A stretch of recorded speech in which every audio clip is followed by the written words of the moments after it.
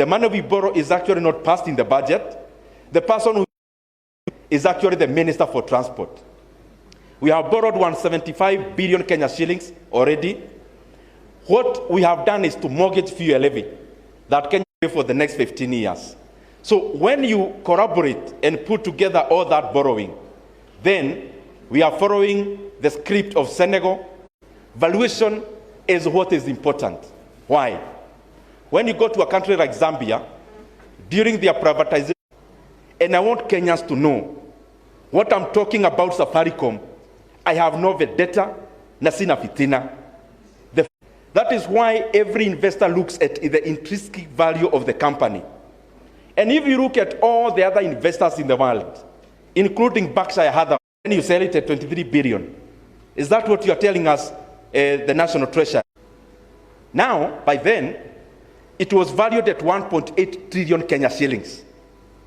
They have now already invested in Ethiopia, and the market in Ethiopia is already responding. So you are telling us you can buy a plot at 450,000, plot without anything in it. You build a flat in it. You start collecting rent. Then after 4 years, you sell the plot and the flat together for 340,000. Is that possible, dear Kenyans? So I'm requesting the National Treasury and the government, if there is no self-interest in the sale of Safaricom, make the process open. If there is no incompetence in the sale of the 15% GOK stake in Safaricom PLC, make the process competitive. Open the process for other bidders to bid for those shares. Let the current buyer bid. Let another telco bid. Give Kenyans a chance to bid.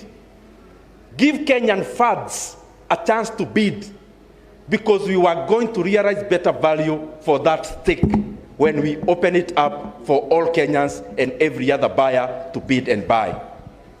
And as I say this, I am challenging again my brother, Honorable Mbadi. I have information more than the one I can talk to you now here. If they are confident, you know, I am seeing them talking about market prices. Market prices, market prices. Now, US government, you already come in public earlier this year. As the National Treasury, if you look at some of the interviews the CS for the National Treasury has done on TV, he has been on TV saying, we are very desperate. We need to raise money. You've already sent a signal to any buyer that you are desperate.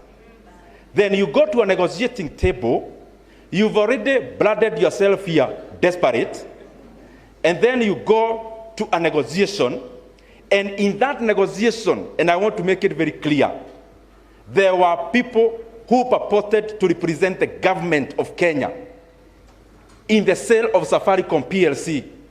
People who are not government employees participated in the negotiations of the sale of the 15% stake. And the same people, there are things they do with the buyers.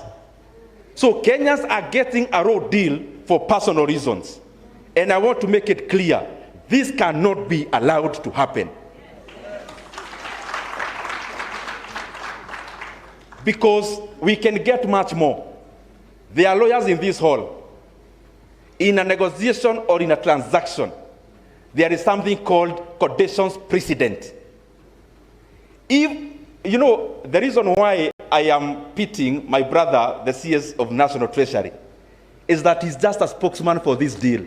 He was actually not in the negotiations.